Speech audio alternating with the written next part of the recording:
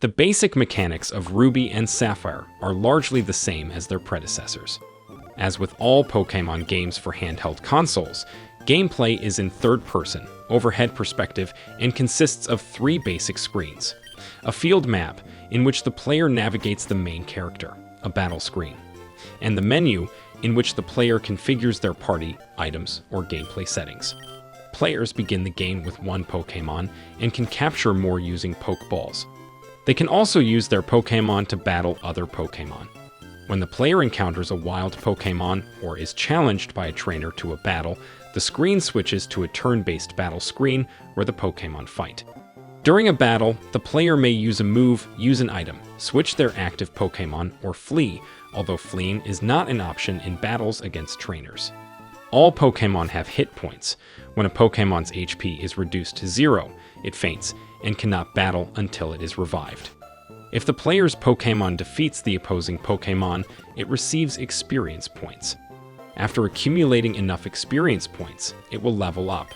Most Pokémon evolve into a new species of Pokémon when they reach a certain level. Apart from battling, capturing Pokémon is the most essential element of Pokémon gameplay. During a battle with a wild Pokémon, the player may use a Pokeball on them. If successful, the Pokémon will be added to the player's active party or stored if the player already has the maximum 6 Pokémon in their party. Factors in the success rate of capture include the HP, status effects such as paralysis or sleep, and the strength of the Pokeball used. The lower the target's HP and the stronger the Pokeball, the higher the success rate of capture is. Other trainers' Pokémon cannot be captured. The games met with mostly positive reviews. IGN gave them an amazing 9.5 out of 10 rating and awarded them the Editor's Choice Award.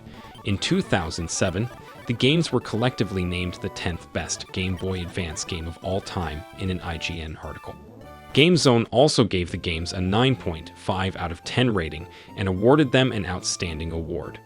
GamePro gave the games 5 out of 5 stars and named them Editor's Choices.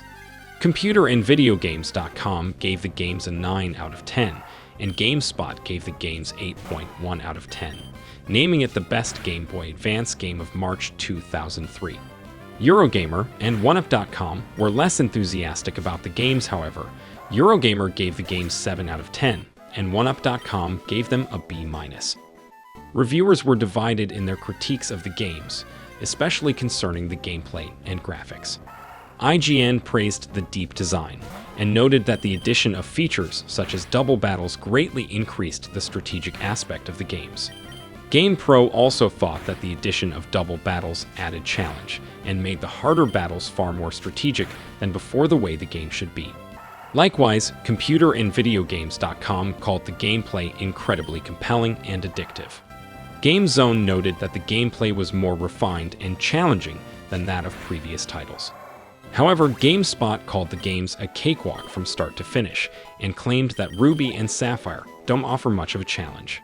Eurogamer also felt that the mechanics, very tired, very fast.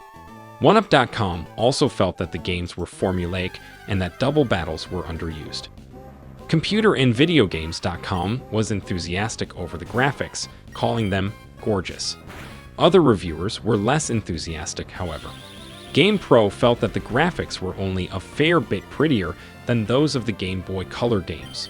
GameZone said that the games still, the simple animations and basic character designs that were created for the original, colorless Game Boy.